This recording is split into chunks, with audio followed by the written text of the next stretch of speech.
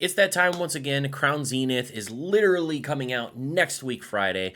Tons of people are already opening the product, but we still haven't done our top 10 yet. So today we are doing the top 10 cards that I think are the best in Crown Zenith. Just a reminder, this isn't the top 10 that I think people should buy to stonk on or anything like that. This is just my personal favorite top 10 cards by design, by Pokemon, by literally any metric of my choosing, just my first impression.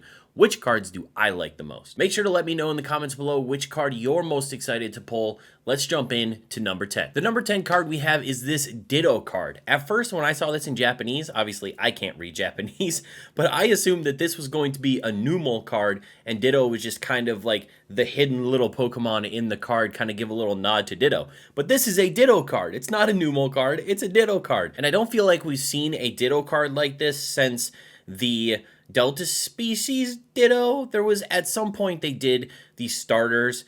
I think it was Bulbasaur, Squirtle, Charmander, and Pikachu as Ditto cards back in like the Delta Species times. We haven't seen a Ditto card like this since then, and I think this is fantastic that this is a Ditto card kind of disguised as a Numel card. I just think that's really clever, so that's why it's my number 10. My number 9 card is this incredibly adorable Zeraora VMAX card. Now, what strikes me as awesome about this card is not only is it Zeraora, one of my favorite legendary mythical Pokemon, but on top of that, it is super adorable because it includes all of these other electric type Pokemon. You got Emolga, you got Pachirisu, you got Togedemaru, you got all these other little cute electric type Pokemon, and they're all kind of clinging to him or sleeping on him or something of that nature. So I think the idea around like these mythical legendary electric type or typings of Pokemon kind of attracting the smaller versions with a similar typing to them and then kind of being almost like a guardian over them, I think is actually kind of an interesting idea. And I love Zeraora, and this is just fantastic. It's a fantastic card. I love it so much. Number 8 is this absolutely majestic Suicune.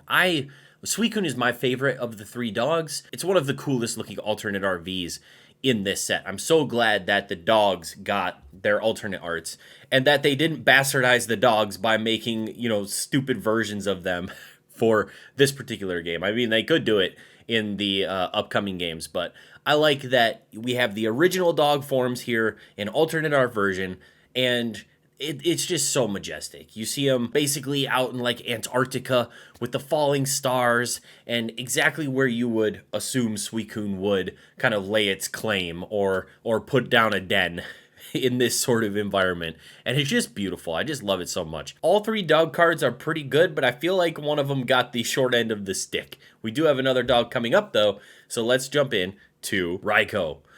Raikou's card is awesome. I love the fact that it's showing what Raikou does best. Like what I remember being such a pain in the ass trying to catch those Pokemon when I played Gold and Silver is they're constantly running around different parts of the world and they're super fast and you had to try and catch them in certain blades of grass and stuff so that you could encounter them. And I just love this. It shows the speed. It's like the anime lines that show up when an anime character is going super fast. I love the electricity around him as well. There's just so much awesome going on in this one frame. Raikou's not my favorite dog. Obviously, Suicune was, but I feel like this card better exemplifies the actual Pokemon, and like an attack from Raikou you probably wouldn't even see. It would be over before you knew it, and you would be fried to a crisp. And that is what I see in this picture. I love it so much. It's super cool. Number 6 is actually kind of surprising for me because I'm not a huge Samurott fan. I'm not a huge Hisuian Samurott fan.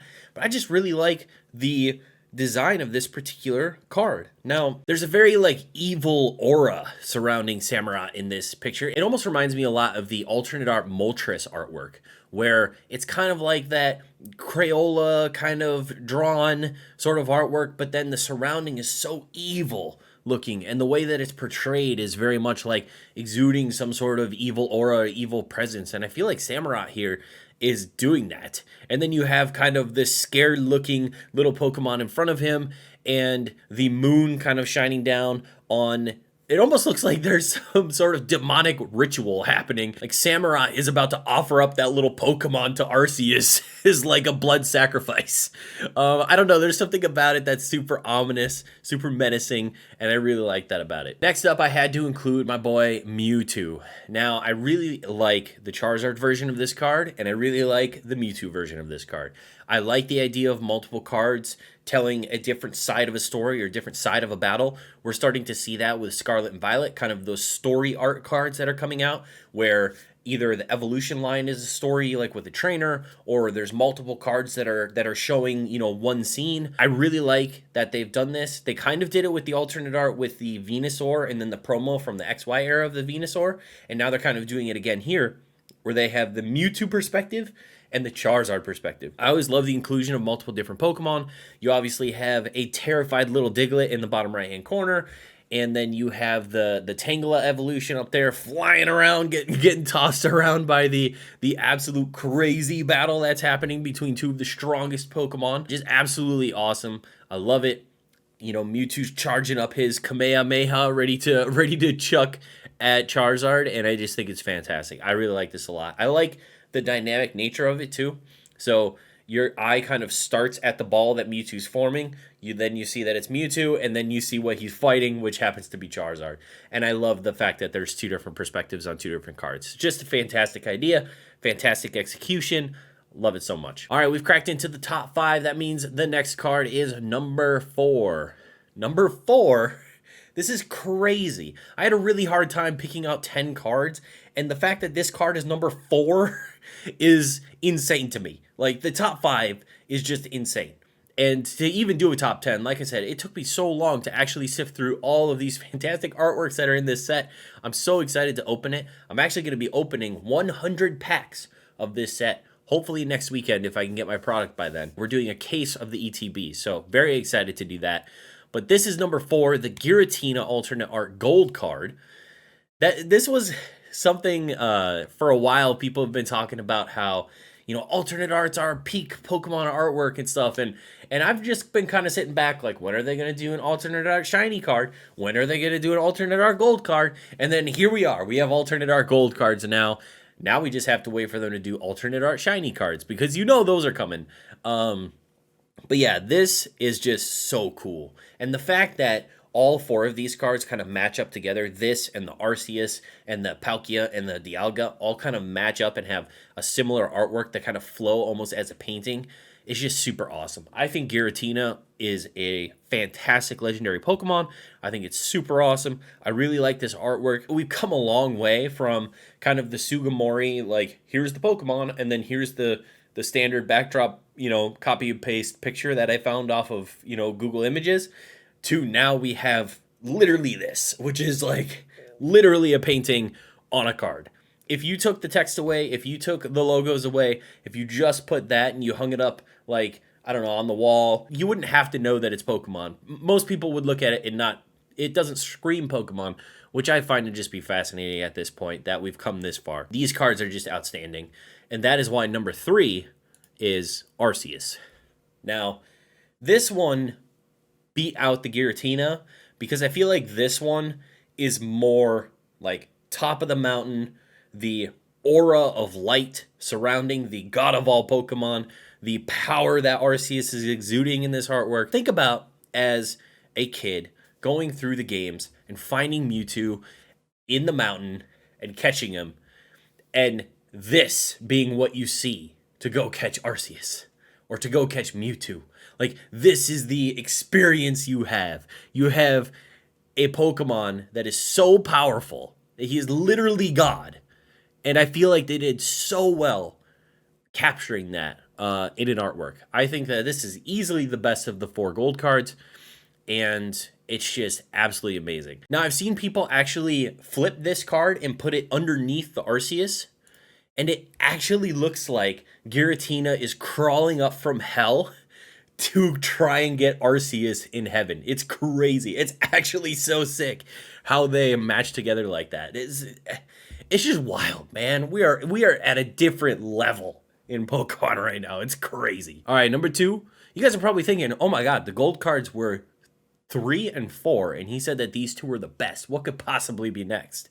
Well, number 2 is this Pikachu promo card. Now, this promo card came out in the Precious Collection in Japanese, but it's actually coming out in the set in Crown Zenith in English, which is just crazy to me.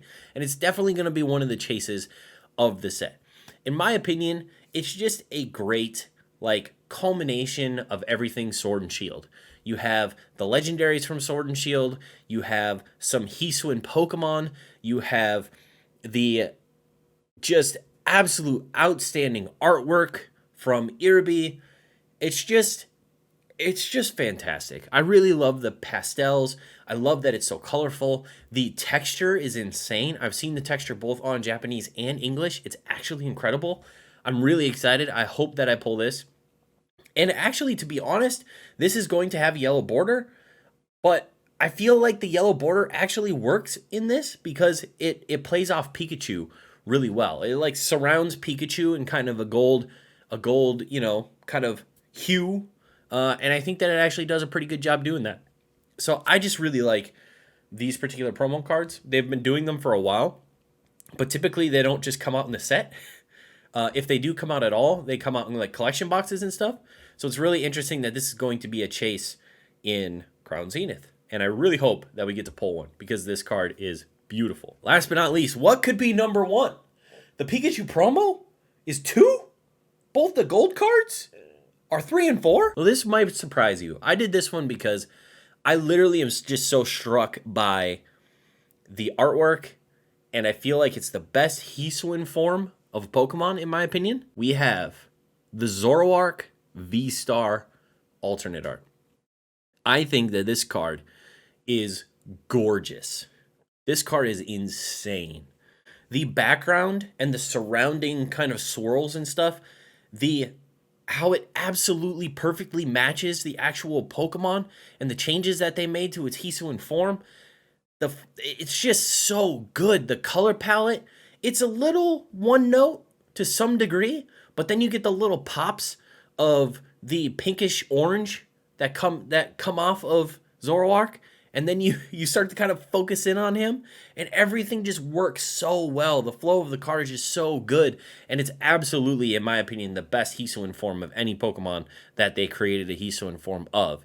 And in this card, they just nailed it. This is absolutely my favorite card of the set. It's Zoroark. It's a semi-popular Pokemon. It's not going to be people's chase, but I will be very happy to pull this card because I just think this card is absolutely gorgeous. All right, guys, that is it. That is the Crown Zenith top 10. I hope you guys enjoyed. Again, let me know in the comments below which card are you most excited to pull opening Crown Zenith.